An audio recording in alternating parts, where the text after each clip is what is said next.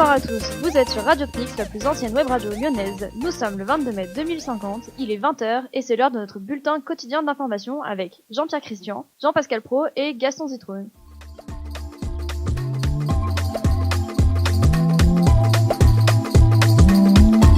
Jean-Pascal, on commence par l'actualité brûlante si je puis dire. Oui, tout à fait, puisqu'un incendie s'est déclaré ce samedi à la préfecture de Lyon suite à l'acte 1532 des Gilets jaunes. La piste de l'accident n'est pas suivie par les enquêteurs, bien que toute la lumière n'ait pas encore été faite sur cette affaire. Toujours à Lyon, la capitale des Gaules sera le cœur des négociations internationales ce week-end. Gaston, pouvez-vous nous en dire quelques mots ? Effectivement, Lou, puisque la prochaine session du Conseil de sécurité des Nations Unies va se tenir du 24 au 25 mai au cœur de notre métropole lyonnaise, et les sujets de débat seront nombreux. Le statut de l'Antarctique, la montée des eaux, le terrorisme, la crise migratoire, et enfin la découverte de germes infectieux dans le Grand Nord. Tout un programme. Et vous pouvez même nous en dire un peu plus, mon cher Jean-Pierre ? Oui Gaston, nous venons d'apprendre à l'instant au sein de la rédaction que l'AOSIS, l'Alliance des petits États insulaires, vient de nommer son représentant au Conseil de sécurité.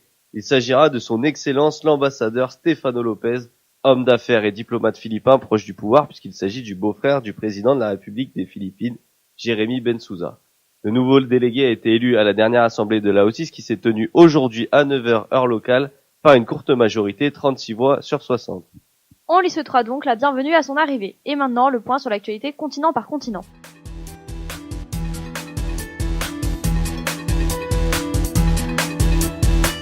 En Afrique, le général Khaled Hadj Ibrahim, chef d'État de la République islamique d'Égypte, a annoncé hier en conférence de presse l'achat à la Chine de 3 sous-marins autonomes lanceurs de drones. La livraison devrait avoir lieu d'ici 2 ans, a annoncé le gouvernement chinois en réponse à cette déclaration. Dans la province du Kivu, à présent, au cœur de la Fédération du Congo, les salariés congolais de l'entreprise chinoise Zijin sont toujours en grève après 3 semaines de protestation. Ils réclament, on le rappelle, une hausse des salaires et une amélioration des conditions de travail. C'est le 5e mouvement social de ce type qui touche la région depuis le début de l'année. Direction le golfe de Guinée enfin, où une opération conjointe de la marine ivoirienne et de la Nigerian Navy a permis de mettre fin à une prise d'otage d'un cargo porte-conteneurs capturé par des pirates dont l'identité n'a pas encore été révélée. L'opération de sauvetage a fait 11 morts parmi les pirates et 2 otages ont été blessés pendant l'opération. On écoute maintenant Jean-Pierre pour l'actualité en Asie.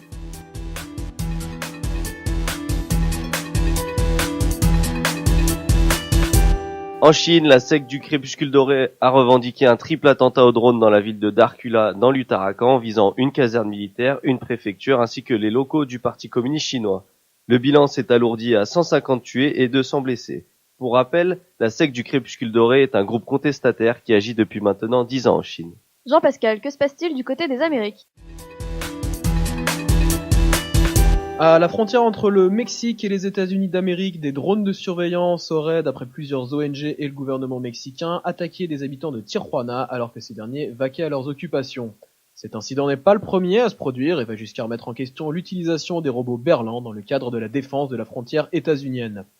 Au nord du continent américain maintenant, des scientifiques canadiens pensent avoir fait une découverte majeure en disséquant un cadavre de cétacé libéré par les glaces. L'animal serait mort il y a plus de 5 millions d'années et plusieurs bactéries encore inconnues jusqu'ici ont été retrouvées en hibernation dans son estomac. On retourne maintenant en Europe avec Jean-Pierre.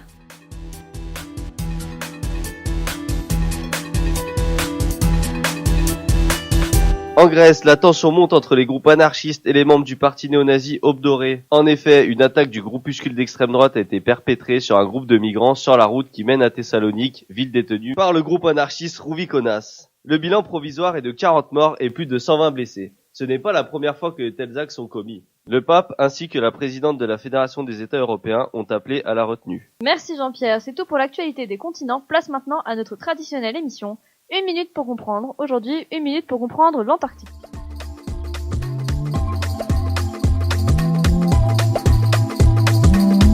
Depuis 2048, les négociations du traité de l'Antarctique sont toujours dans l'impasse. Pour mémoire, le traité interdit toute exploitation des ressources disponibles à des fins non scientifiques. Malgré l'interdiction d'extraire ces ressources et les recours déposés par la Nouvelle-Zélande, l'Australie et anciennement la France, l'Union des républiques slaves continue à pomper du pétrole dans la mer de Ross.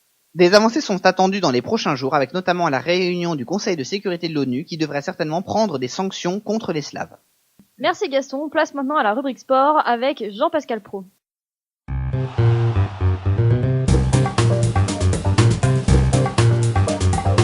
Lors des derniers Jeux Olympiques qui se sont déroulés à Tokyo, des soupçons de dopage avaient été émis lors de l'épreuve de curling.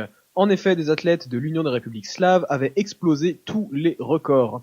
La commission d'enquête chargée de la question a rendu aujourd'hui son verdict et a considéré les 3 athlètes comme effectivement dopés. Le ministre des Sports de l'Union des Républiques slaves, Alexandre Golovin, a immédiatement exprimé son mécontentement et a indiqué que l'Union des Républiques slaves pourrait attaquer le CIO devant la Cour pénale internationale. Côté foot maintenant, le PSG vient encore d'échouer hier soir au pied des quarts de finale de la Ligue des Champions pour la 35e année consécutive. L'entraîneur Kylian Mbappé a déclaré « On a fait 3 heures de bus et encore une fois, on est passé pour des touristes ». Fin de citation. Et information de dernière minute, nous venons d'apprendre que la momie d'Abdelaziz Bouteflika sera bien transférée au Louvre pour l'exposition Le pouvoir et moi. Et maintenant, la météo globale.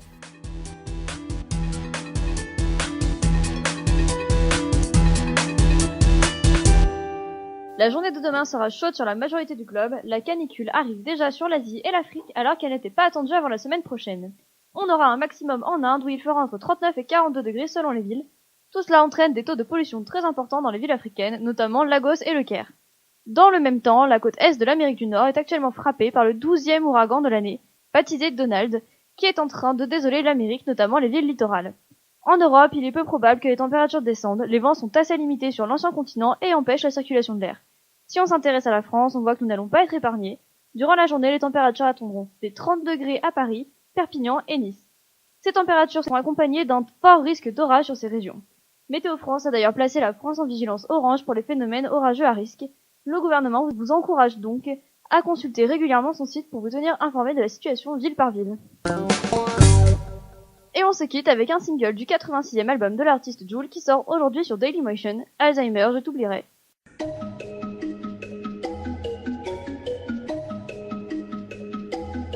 Il y a eu un roman, MDR je l'ai pas lu, sur mes pages qu'il y a du sang, ça fait 30 ans que